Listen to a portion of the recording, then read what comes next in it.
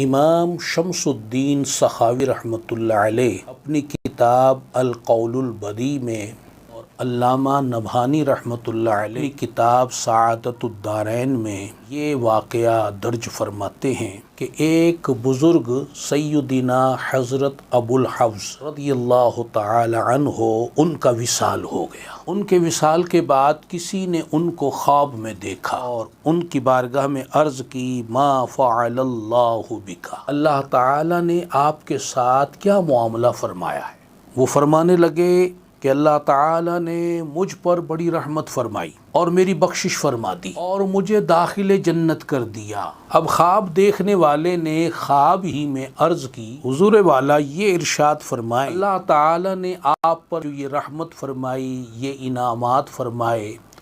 کس عمل کی وجہ سے یہ رحمتیں ہوئیں؟ آپ رضی اللہ تعالی عنہ ارشاد فرمانے لگے کہ جب فرشتے مجھے لے کر بارگاہ رب العزت میں حاضر ہوئے، اللہ تبارک و تعالی نے حکم فرمایا فرشتوں سے کہ اس کے گناہوں کو شمار کرو۔ اب فرشتوں نے میرے نامہ اعمال میں زندگی بھر کے جو گناہ تھے انہیں شمار کیا، صغیرہ کو بھی شمار کیا، کبیرہ کو بھی شمار کیا، اور اللہ رب العزت کی بارگاہ میں بیان کیا کہ اس کے اتنے اتنے گناہ ہیں۔ پھر اللہ رب العالمین جل جلالہ نے فرشتوں کو فرمایا کہ اس نے اپنی زندگی میں جو خطائیں کی وہ تو تم نے شمار کر لیں، اب اس نے اپنی زندگی میں میرے محبوب پاک صلی اللہ علیہ وسلم پر جو درود پاک بھیجا تھا اب اسے شمار کرو کہ کتنی مرتبہ اس نے میرے محبوب صلی اللہ علیہ وسلم پر درود بھیجا۔